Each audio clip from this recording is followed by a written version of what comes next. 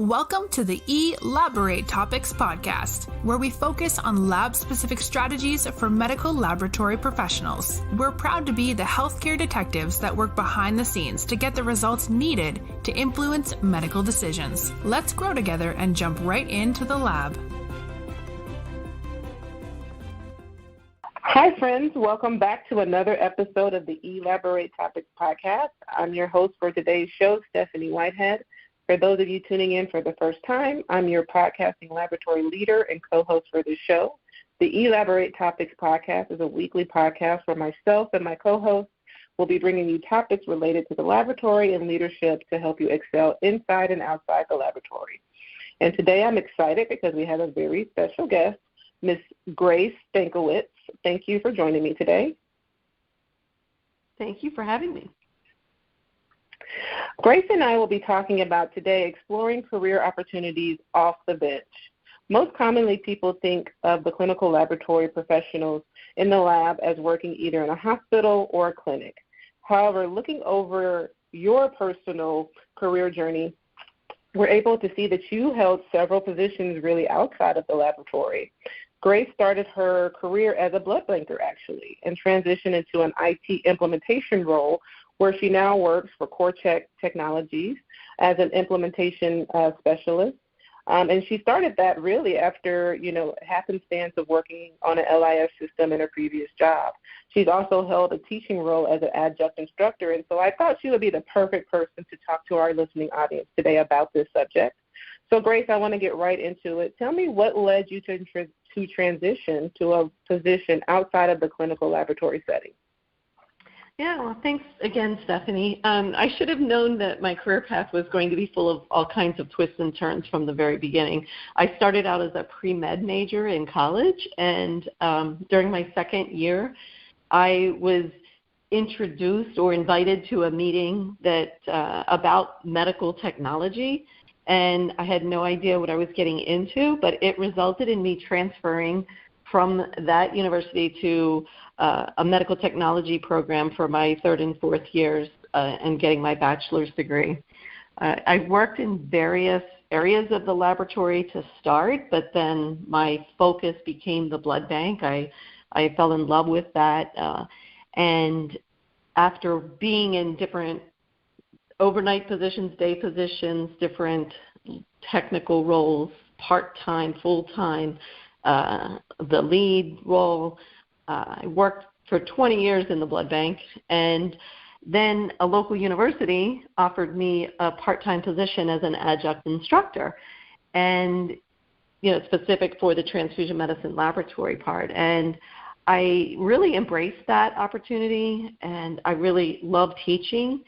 My role as a lead in the blood bank had basically set me up as the trainer for any new hires, so I felt really comfortable in that teaching role. I loved that opportunity, and I kind of took it to heart that I was educating the next generation of blood bankers.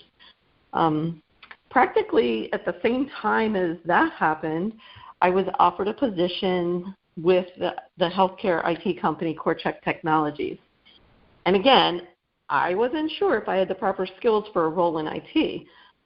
But I learned very quickly that my ability to understand and get my hands dirty in the back end of our blood bank system and performing build updates made that transition work so well.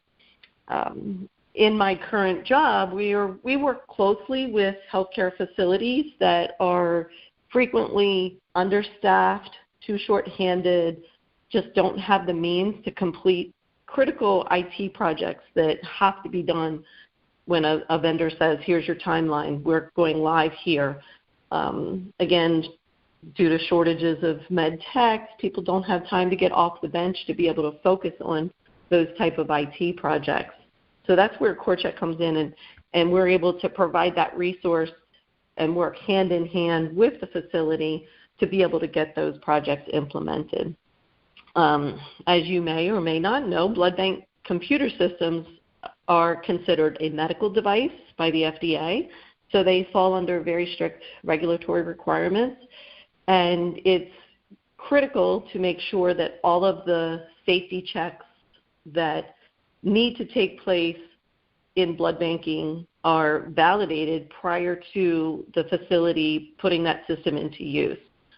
You don't want to be able to hand out an APOS unit to an OPOS patient without the computer saying, what are you doing? That's not allowed.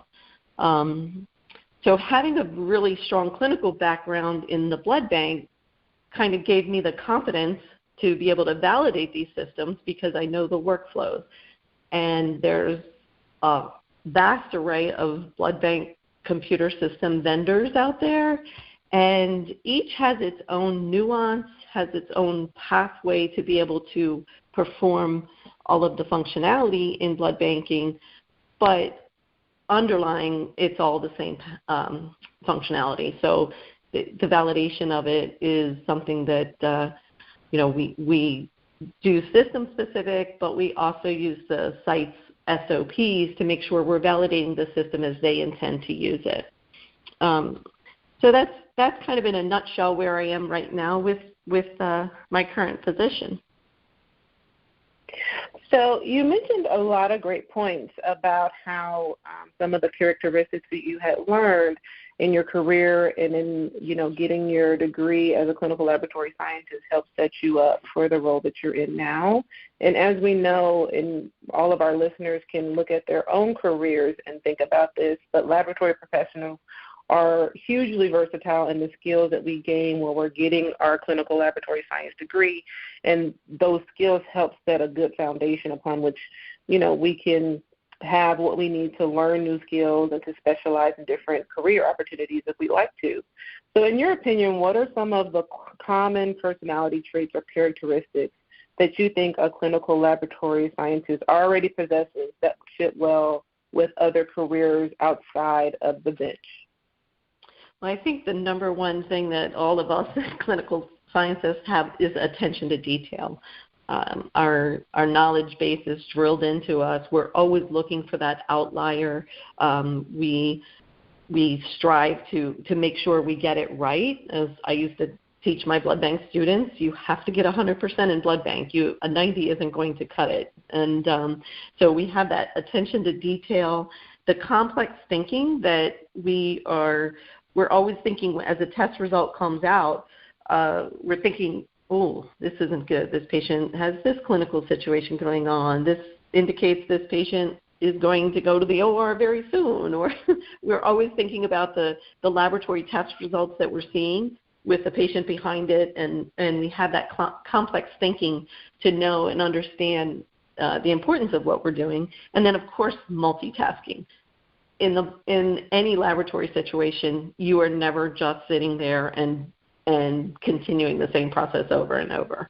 There's phone calls. There's people coming to the door. There's questions from a supervisor or the next shift you're helping to transition in. So we're very well versed at being able to multitask and take on many jobs at the same time. And so similarly to that, kind of keeping on with that same thread of thought, what are some of the other positions that a clinical laboratory professional should consider? I think that there's so many opportunities out there that a lot of people just don't even think about. Again, IT was something that kind of came to me because of my experience being able to go into the system and create changes. I worked closely with the IT department that was at my hospital to help them out basically as well. We didn't want to have to wait for them to have time for our project, so I got guidance from them and started doing the work that was needed. So the IT side of things is that is a rapidly growing aspect of the healthcare that I think medical technologists or medical laboratory sciences are very, very well adverse to. And then another area is infection control. Again, most people think of the infection control department as being a staff of nursing personnel because they're at the bedside. But who better than someone who is so familiar with the microbiology and the laboratory side of that to be involved in the patient care side of infection control. Some other opportunities out there would be research.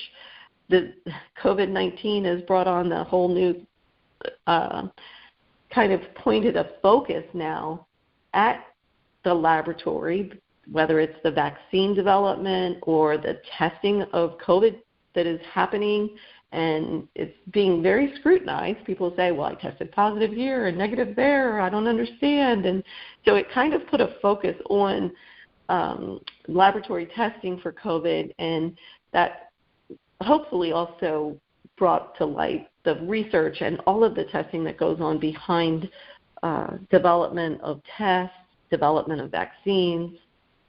That's a great avenue. And then, of course, sales.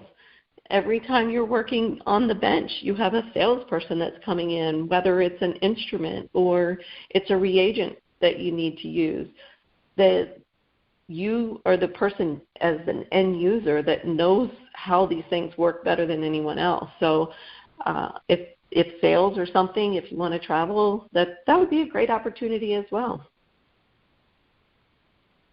For you, what value have you seen for your career personally in accepting a role outside of the traditional clinical lab setting and in the IT realm? Well, the one thing that I really enjoy about my job now is it is ever changing. I'm constantly learning new skills, new systems,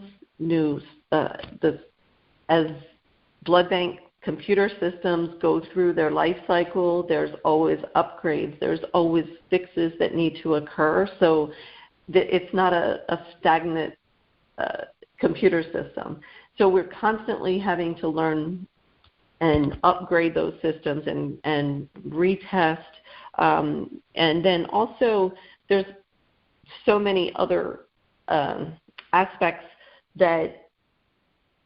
of my job where I'm working with hospitals all across the country.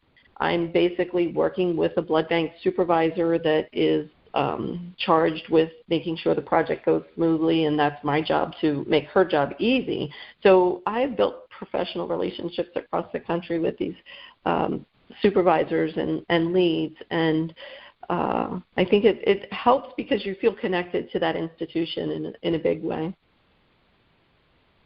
And so for some of our listeners, they may be asking, why are you guys doing a show like this when we do so many shows about how to retain people or how to attract more people into the laboratory profession?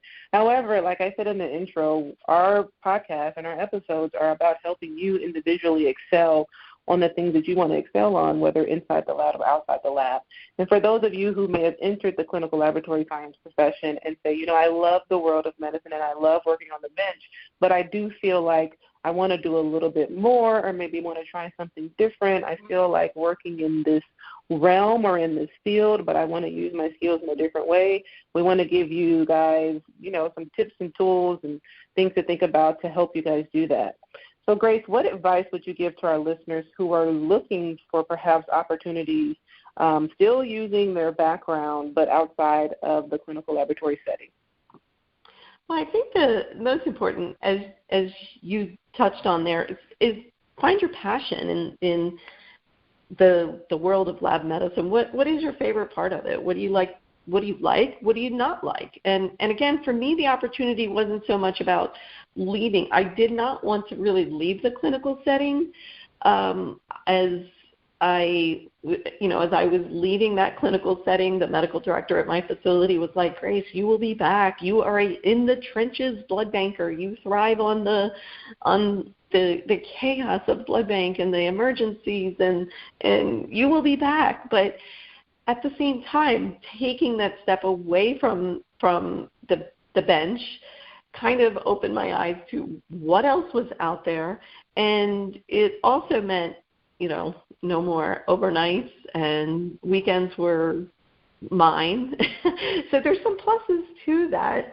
But if you find your passion, as I did with blood banking, one thing you could do is just kind of start as a part-time position. Look for some jobs that may be out there that aren't quite the same as laboratory medicine, but it piques your interest, and kind of start as a part-time and or even a contractor, as I started when I first was hired.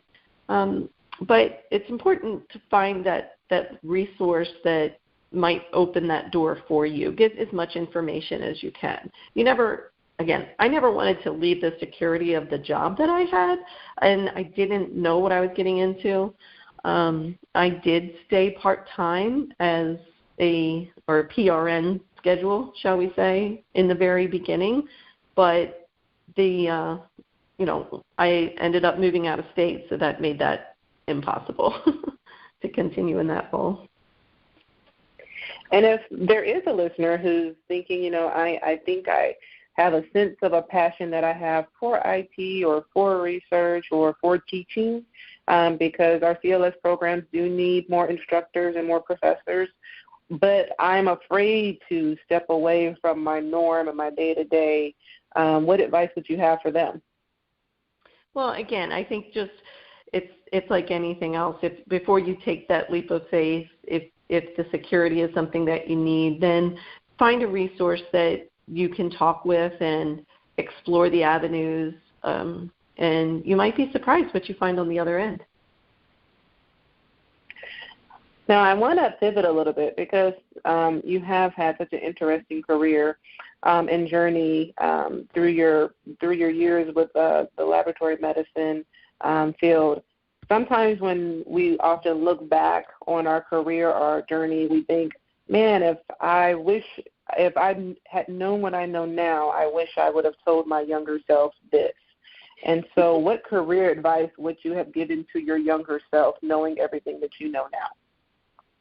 Well, I think I probably,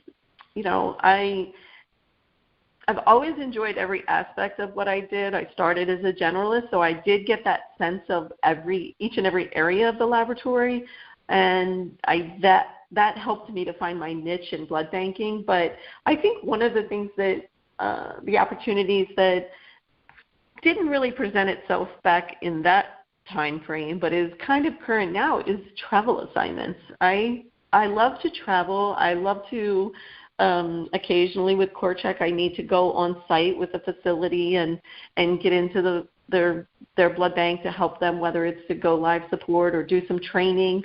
But the travel assignments are something that are fairly, probably within the last 5 to 10 years maybe, are more prevalently available for blood bankers. I think that would be neat to go and travel.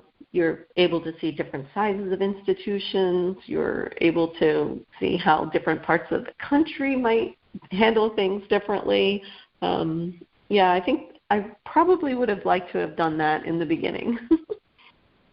That's actually a really good answer, because I also have never taken the opportunity to work with an agency on travel assignments, and they're always needed. I think I was always probably not brave enough to walk into a new laboratory and not know anybody and not know the competencies and not know the culture or the organization. And in hindsight, I probably should have stepped out. I probably could have stepped out and just, like you said, been able to see different laboratories and the way different areas of the country and the world operate in this field. Because you're right, as you grow in your career with CAP inspections and going on different conferences, you're able to meet different people. But if you are listening and you've been thinking about taking travel assignments, I definitely encourage you, if your life is set up to where you can travel for that amount of time, to do it, because you don't want to look back on your career with any type of regret. Exactly. Do you have a mentor? And if you do, how has your mentor influenced your professional journey? It's a very interesting question. I think I had multiple mentors as I journeyed through the clinical setting.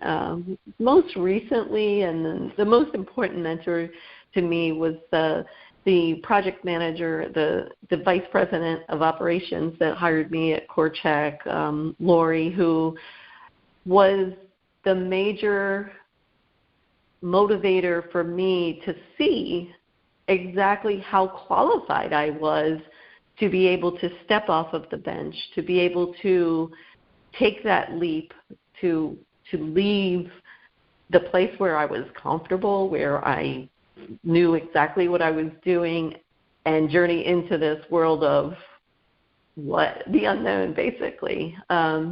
And she herself had been a blood banker, a manager in a hospital setting. She was an SBB.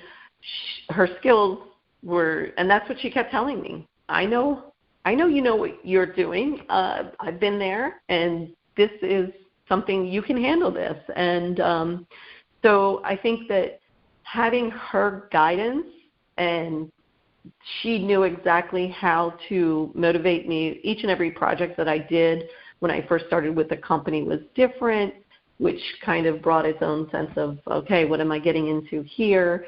And she provided just enough guidance, but, didn't spoon feed me, but she made me find my way, and was a tremendous, tremendous help to me, and both and professionally and also personally, we became great friends. Knowing the value that you got from your own personal mentor, if there are listeners who are exploring opportunities off of the bench, how could a mentor be a valuable resource in helping them navigate their new career path? I think when you find someone like that has an appreciation for where you've been, and has gotten a sense of your innate skills and what you're capable of, I think the sky's the limit. I mean, you basically will be able to do whatever you set your mind to be able to do. And I think that finding that mentor in an area outside, again, you never know when that door is going to open. So I guess that would be the first thing is find someone that you think you might want to work with, or that you're interested in their position, and see how they can help you out. You may find that it's not something you want to do. You may find that it's not the right job for you, but having someone that has succeeded and moved along and can explain things to you, I think is very, very important. Thank you so much, Grace. And as we start to wrap up our conversation, I love to ask the guests that I interview about what advice they would like to leave our listeners with to help them on the topic that we've discussed, because, we want this to be more of an action-oriented podcast where people can listen and feel like they've, at the end, gained something that they can walk away with and, maybe implement or continue to learn or research in their journey forward. So do you have any advice that you would want to leave our listeners with? Well, I think that there's so many resources that are out there, and again, some you're going to have to invest in, whether it's a membership in your particular area of the laboratory or ASCP in general. AABB membership was something that I always invested in because I wanted to make sure that I was keeping in with the latest. I would go to AABB conventions when it was possible for me to do so. But there's so many resources, and some are free. I know that AABB, for me personally, again, from the blood bank side of things, I like to keep on point with the latest topics, the latest FDA guidances that are coming out. AABB has a free web information called AABB Weekly, or Smart Brief, AABB Smart Brief, that you can access, and it just kind of deposits a daily or weekly AABB report, and you're able to see things that are happening in other parts of the country. Obviously, a lot of the things lately have been focused on COVID across the country, so it keeps you looking outside of just your own world. And for me, in the IT side of things, there is a free, again, resource, Becker's Healthcare, that actually has different areas of information available to you. I follow the Becker's Health IT line of information that comes out. And again, sometimes it's daily reports, and just it has stories in there about what's happening in different parts of the country, what tests are being changed, and all those types of information regarding the connection between IT and laboratory science. So again, those are free resources that I think just, you're on your phone anyway. You might as well read an article that is in line with your profession. That absolutely makes sense. And outside of this podcast, how would listeners be able to connect with you or reach out to you if they have any follow-up questions? I'm on LinkedIn, but I can also be reached at my email at grace@korchek.com. That's KORCHEK.com. And I'd love to be able to answer any questions that people might have about the IT side of things or anything else. Well, thank you so much. And thank you to our listening audience for tuning in to today's show with our special guest, Grace, sharing with us, something to think about, exploring opportunities outside of the clinical laboratory setting and traditionally off the bench. If you like what you heard today and want to hear our previous shows, please subscribe to our podcast at directimpactbroadcasting.com.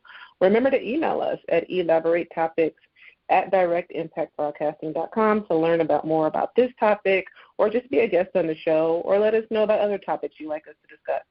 Be sure to follow me at Stephanie Whitehead on all of my social medias, Facebook, Instagram, and LinkedIn. Please tune in next week to another amazing episode of the eLABorate Topics podcast. And until then, have a great day. Thank you for tuning in to another episode of eLABorate Topics, where your hosts discussed relevant strategies for laboratory professionals. Please subscribe to this podcast on your favorite podcast platform and listen to us on directimpactbroadcasting.com. Stay tuned for another episode with information you can use to excel in your laboratory career.